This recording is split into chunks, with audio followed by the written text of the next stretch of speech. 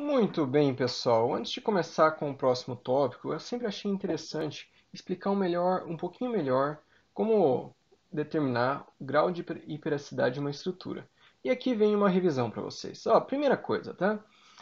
Veja bem, estes dois sistemas estruturais, você sabe muito bem, isso daqui é isostático, uma viga biapoiada. Ou seja, se eu pegar e fazer somatória das forças horizontais, somatória das forças verticais e somatória de momento igual a zero, eu vou conseguir determinar todas as reações de apoio, eu também irei conseguir determinar os esforços internos. Isso daqui nada mais é do que uma versão é, reticulada disso daqui, né? Então isso aqui continua sendo isostática. Notem que se eu viesse aqui e fizesse aqui dois prolongamentos, isso aqui também continua sendo isostático, é simplesmente um prolongamento ali deste elemento aqui. No entanto, se eu vier aqui e fechar, daí a história é outra. Então, já que o Lego fez sucesso aí nas últimas aulas, olha, aqui eu fiz um modelinho aqui, um protótipo no Lego. Então veja que, de novo, né, aqui o apoio, ó, eu peguei e deixei duas rótulas, né? Então é aquela peça do Lego em que você consegue fazer uma rótula. E o que que acontece? Está aberto aqui, isso aqui está isostático, eu consigo pegar e determinar facilmente. Mas eu peguei e criei um elemento que eu vou pegar e ligar estes dois elementos inferiores. E agora passou a ser um quadro rígido. Esse quadro rígido, que você está vendo aqui se movimentando, o que que acontece? Uma vez que eu peguei e coloquei isso daqui, aqui é onde não estava sendo transferido nada, eu passo a pegar e transferir esforço normal. Eu passo a transferir esforço cortante. E também passo a transferir momento fletor. Então, o que que acontece? Uma vez que eu peguei e liguei, vou fazer a ligação aqui em vermelho, eu passo a transferir tudo isso daqui de um lado para o outro que até então não era transferido. Então isso aqui deixa de ser isostático. Então eu tenho normal, cortante e momento. São 3 graus de hiperacidade que eu adiciono aí à minha estrutura. Então são 3 incógnitas a mais na minha estrutura. De fato, se eu pegar e passar aqui para a próxima estrutura, tá? Essa daqui.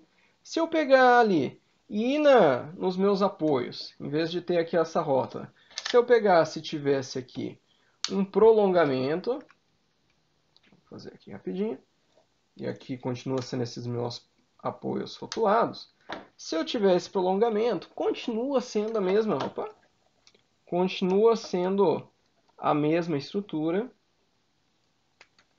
só que agora ela está elevada. Então veja, isso daqui continua tendo um grau de hiperacidade igual a 3. Por quê? Porque este anel aqui pegou e fechou. A hora que ele fechou, ele transfere normal, cortante, momento fletor, portanto eu passo a ter um grau de hiperacidade maior. Veja nessa daqui, eu coloquei mais um anel. Então, aqui nesse anel tem um grau de hiperacidade 3 adicional, e aqui também mais 3. Né? A cada anel eu vou adicionando 3 graus de hiperacidade. Então vamos fazer uma regra geral aqui, eu sei que vocês gostam, apesar de que eu sempre falo, olha, regra geral, ela é muito boa, até que não é válida, né? Mas grande parte dos problemas, isso aqui está funcionando. Então, quem são as incógnitas, tá? Primeiro, número de reações de apoio. Reações de apoio. Então, notem, aqui eu tenho 3 reações de apoio, né? Aqui também, em todos esses exercícios, eu deixei 3 reações de apoio. Então, próximo número de incógnitas é o número de anéis. Sendo que, toda vez que eu tiver um anel, eu vou ter 3 incógnitas adicionais, que é normal, cortante e momento fletor. Quais são as equações que eu consigo montar? Lembra? A gente sempre está montando um sistema de equações para resolver as nossas estruturas, né? Então, eu sempre tenho minhas 3 equações de equilíbrio. Isso aqui nunca vai me deixar, que são essas 3 aqui. Próximo, né? A cada rótula, eu vou pegar e estudar. Isso daqui são um número de equações devido rótulas. Então, que nem na viga Gerber, colocava uma rótula, eu passava a ter uma equação. Então, veja, o meu G vai ser igual número de incógnitas menos o número de equações. Tudo bem? Então, aqui está resolvido. Isso daqui é uma regra geral para você calcular. Notem que tem mais alguns exemplos aqui que eu acho interessante mostrar para vocês. Então, ó, são 4 exemplos. E esses 4 aqui cobrem várias das nossas dificuldades aí. Então, ó, primeiro exemplo este daqui. Então, ó, o que é na regra geral? Então, na regra geral, eu primeiro coloco lá incógnitas. Então, nas minhas incógnitas, eu vou ter primeiro número de reações de apoio. Então, ó, este apoio, eu vou em um por vez, tá? Este apoio são duas, aqui são duas, aqui são duas. Então, o número de reações de apoio que eu tenho aqui são 6 reações. Próximo, número de anéis. Ah, não tenho nenhum anel, então aqui vai ser 0. Mais incógnita, né? Mais incógnitas não. Então agora vamos para o número de ações que eu consigo montar aqui. Então, ó, 3 equações de equilíbrio sempre. Esse número coloca lá direto, nem precisa pensar. Agora vem o número de equações devido à rótula, né? Então, ó, o número de equações consigo montar por rótula. Veja, se eu só tivesse esse daqui primeiro, se eu só tivesse esse pórtico, eu conseguia fazer, aqui eu ia falar igual uma viga, bom, não é o caso de uma viga Gerber, mas eu falaria simplesmente, olha, consigo falar também que a somatória de momento aqui, vendo, vamos supor, pelo lado direito aqui, somatória de momento aqui nessa rótula, é igual a zero. Então eu teria uma equação. Agora eu tenho mais uma barra, então eu também consigo fazer aqui, eu posso vir aqui ó, de baixo para cima. Falar somatório de momento aqui igual a zero. Eu não posso falar o mesmo da próxima se eu já falei dessas duas pelo seguinte.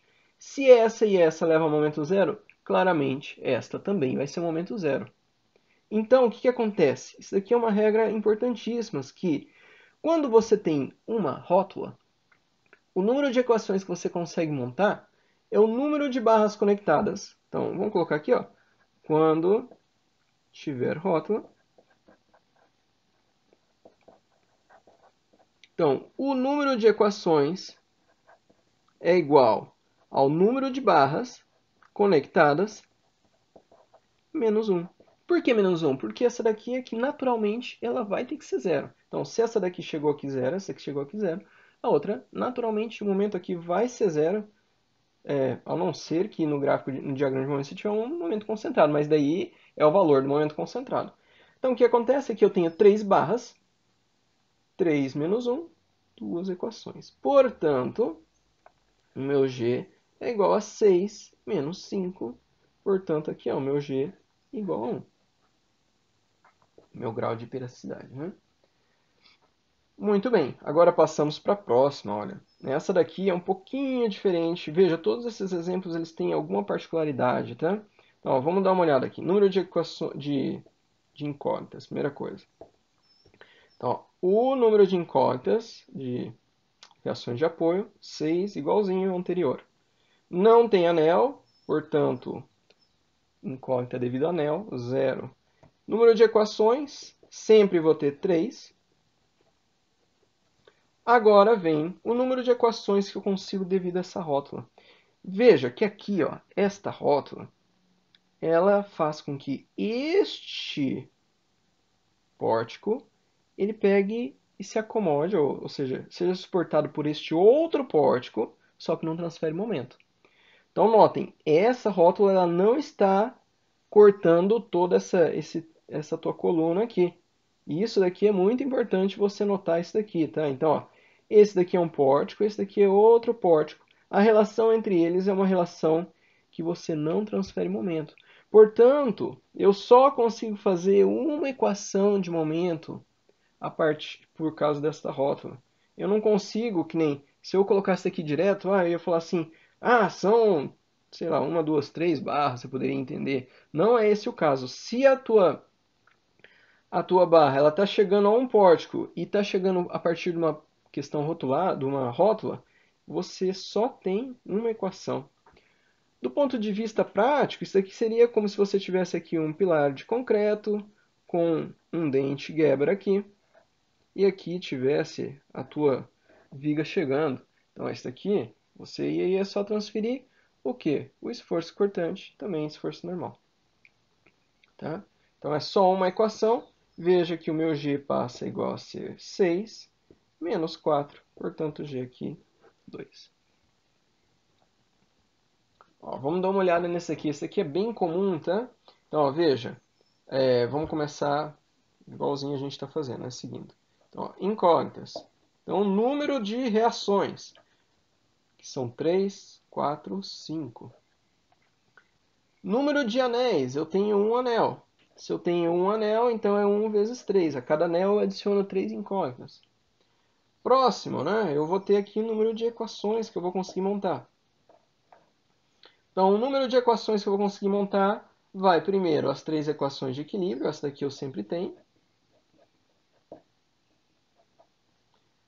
Próximo, eu vou pegar e pensar nessas rótulas. Então, ó, primeiro, esta rótula, ela está incidindo sobre essas 3 barras. Né? Praticamente o mesmo caso daqui, aqui em cima. Então, isso aqui vão ser 2 equações, vão sair dessa barra. Número de barras conectadas, menos 1. Aqui, ó, veja que a rótula, ela conecta estas 2 barras, e o apoio ele vem a suportar esta rótula. Né? Então, o que vai acontecer? 2 barras chegando em uma rótula. Então, 2 barras menos 1. Então, eu vou ter mais aqui 1 devido a essa rótula na parcela inferior. Então, o que vai acontecer? Eu vou ter o meu G igual a 5, 6, 7, 8. E aqui menos 3, 4, 5, 6. Então, esse meu G aqui igual a 2. Muito bem, é próximo, né? Então é esse daqui. E esse daqui tem um detalhe, que este elemento aqui, ó, ele tem uma rótula em cada extremidade, ele é só um tirante. Então o teu pórtico ele está tentando abrir aqui e esse tirante ele está mantendo. Isso aqui é muito comum em estruturas de galpão pré-moldado de concreto. Tá? Você vai ver aquele tirante, ele está fazendo este papel aqui. Então vamos ver. Primeiro, incógnitas. Então, o número de incógnitas, vamos começar com reação de apoio. Aqui eu tenho 2, 3. 3 reações de apoio. Olha, eu tenho um anel, mas agora eu tenho que tomar muito cuidado. Porque este anel, porque aqui é um tirante, não é um elemento rígido que nem eu tenho visto anteriormente. Este anel ele só transfere normal. Então eu não vou ter 3 incógnitas, que é momento, cortante, normal. Eu vou ter só normal. Então aqui, ó, vou colocar só uma incógnita devido a um anel que foi formado. O que eu consigo montar de equações? As 3 equações de equilíbrio sempre estarão à minha disposição. E agora eu tenho esta rótula, né? Então esta rótula aqui vai ser mais uma equação aqui que eu consigo montar de equilíbrio. Bom, com isso, o meu G passa a ser 4 menos 4. Isso daqui, na verdade, é uma estrutura isostática. E é verdade, se você reparar, as suas estruturas de galpão pré-moldado, elas são estruturas isostáticas. Por quê? Você pode ter recalque de apoio, não vai adicionar nenhum esforço interno. Você pode ter variação de temperatura, não vai adicionar nenhum esforço interno. A vantagem de trabalhar com uma estrutura isostática é muito grande e por isso que grande parte de seus galpões eles serão assim. De fato, né, a maioria dos galpões, na verdade, você leva em consideração que o telhado deve ser inclinado. Então você vai ver uma estrutura assim, na verdade, com um tirante que liga estes dois pilares. Na verdade, é um pouquinho diferente, só por causa da caída do telhado. Obrigado, pessoal. Agora está revisado o número de grau de hiperelasticidade e a gente consegue trabalhar com estruturas hiperestáticas a partir de agora.